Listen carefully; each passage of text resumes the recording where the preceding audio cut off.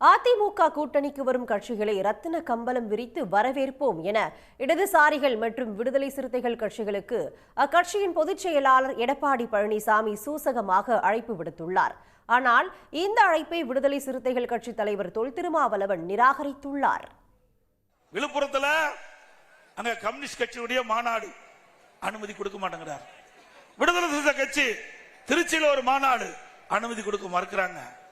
விடுதலை சிறுத்தை கட்சியினுடைய கொடிக்கம்பம் நடத்துக்கு முடியாதுன்னு தடுக்கிறாங்க. இவ்வளவு அசிங்கப்பட்டுமா அந்த கூட்டணியில் இருக்க வேணும்? இவ்வளவு அசிங்கப்பட்டுமா அந்த கூட்டணியில் தொடர வேணும்? சிந்திச்சு பாருங்க. அனைத்து இந்திய அண்ணா திராவிட முன்னேற்ற கழகத்தை பொறுத்த வரைக்கும் எங்க கூட்டணியில் சேர்கின்றவர்களுக்கு ரத்தன கம்பளம் விரிச்சு வரவேற்கின்ற கட்சி அண்ணா திமுக கட்சி. இப்போ அவங்க கூப்பிட்டதை நான் போயிருந்தேன்னா என்ன ஆகாவோன்னு இருப்பாங்க. அவங்க கூப்பிட்டா நான் போகல, அங்கே போகிறதுக்கு வாய்ப்பு இல்லை. அதனால் இந்த கொச்சைப்படுத்தும் நோக்கில் அப்படி சொல்கிறாங்க. அது அவங்களுக்கே தெரியும், மனசாட்சிக்கே தெரியும். நான் அதிமுகவை விமர்சிக்குங்கிற நோக்கத்தில் விமர்சிக்கல. அதிமுக மேலே எனக்கு எந்த காழ்ப்பும் இல்லை. அவங்க வலுவாக இருக்கிற போதே கூட்டணி ஆட்சி அப்படின்னு அமித்ஷா சொல்கிறாருன்னா அதிமுகவை எவ்வளவு பலவீனமாக அவங்க கருதுகிறாங்க. பலவீனமாக கருதுகிறவங்க பாஜக, அவங்கள அவங்க டிஃபெண்ட் பண்ணுறாங்க. ஐயோ அது பலவீனப்பட்டு விடக்கூடாதேன்னு கவலைப்படுற எண்ணம் விமர்சனம் பண்ணுறாங்க. இதுதான் அதிமுகவினுடைய அணுகுமுறையாக இருக்கிறது. எம்ஜிஆர் ஜெயலலிதா கட்டி காத்த இயக்கத்தை அவர்கள் துச்சமாக மதிக்கிறார்கள். ஆதரவு கூட தெரிவிக்க வேண்டாம், அமைதியாக இருக்கணும். ஆனால் என்ன அவங்க விமர்சிக்கிறாங்கன்னா தன் தலையிலேயே மண்ணை வாரி போட்டுக் கொள்கிறார்கள் என்று தான் அதை நான் பார்க்க வேண்டியதாக இருக்கிறது. அதாவது அவங்க ப்ரொவோக் பண்ணுறாங்க, ஏதாவது சந்தேகத்தை எழுப்புறாங்க. விடுதலை சிறுத்தைகள் கட்சி மீது ஒரு சந்தேகத்தை உருவாக்குனா திமுக கூட்டணிக்குள்ளே ஒரு குழப்பம் உருவாகும். அதன் மூலமாக ஒரு விரிசலை ஏற்படுத்த முடியும் அப்படிங்கிறது அவங்களுடைய எதிர்பார்ப்பாக இருக்கிறது.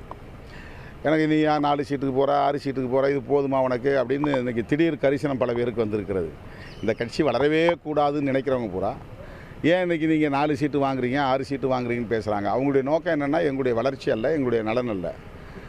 எங்களை ப்ரொவோக் பண்ணுறாங்களாம். அதாவது உணர்ச்சியை தூண்டிவிட்டு அதன் மூலமாக திமுக மீது எங்களுக்கு ஒரு வெறுப்பு வரும் அப்படின்னு. அங்கே திமுக மட்டுமே